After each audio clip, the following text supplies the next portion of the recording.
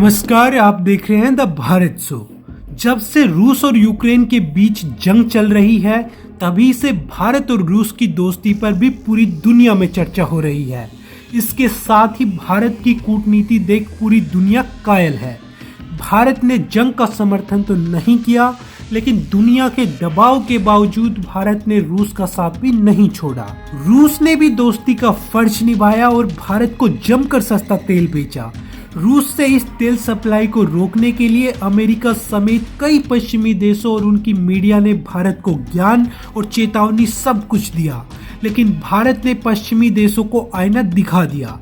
आपको याद ही होगा जब विदेश मंत्री एस जयशंकर ने रूस से तेल खरीदने के मुद्दे पर अमेरिका के मंच से ही अमेरिका के विदेश मंत्री के सामने अमेरिकी पत्रकार को धमका दिया था और कहा था कि आपको यूरोप की तरफ ध्यान देना चाहिए।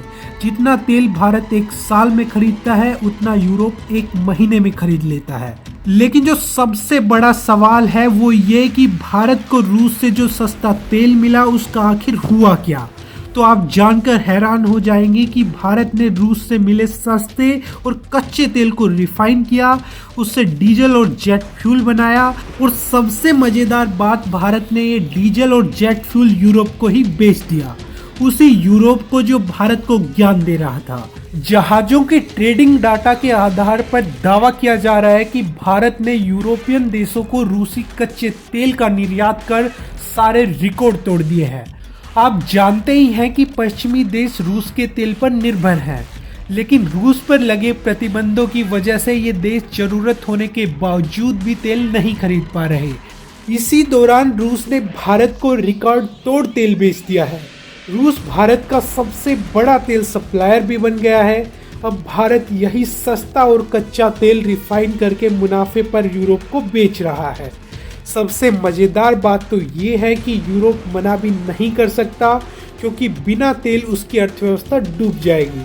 आपको बता दें कि मुनाफे के इस सौदे से भारत को 3 बड़े फायदे हुए हैं। सबसे पहले तो उसका भरोसा भारत पर बढ़ गया है, क्योंकि भारत ने प्रतिबंधों के बावजूद रूस से व्यापार जारी रखा। दूसरा ये कि रूस से सस्ता तेल लेने और उसे यूरोप को बेचने से भारतीय रिफाइनरियों को जबरदस्त फायदा हुआ, उनका उत्पादन और मुनाफा बढ़ गया।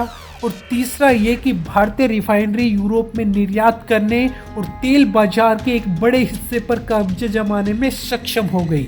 अब इसे भारत की कूटनीति ही कहिए कि भारत तेल इंपोर्टर के साथ साथ तेल एक्सपोर्टर भी बन गया। साथ ही साथ भारत ने उन्हीं को तेल बेचा जो तेल को लेकर भारत को धमका रहे थे। पीएम मोदी और विदेश मंत्री एस जयशंकर की जबरदस्त प्लानिंग का फायदा भारत को मिल रहा है। हालांकि दोस्तों, आपका इस पूरे मामले को लेकर क्या कहना है, कमेंट करके जरूर बताएं। वीडियो को लाइक करें और सब्सक्राइब करें द भारत शो।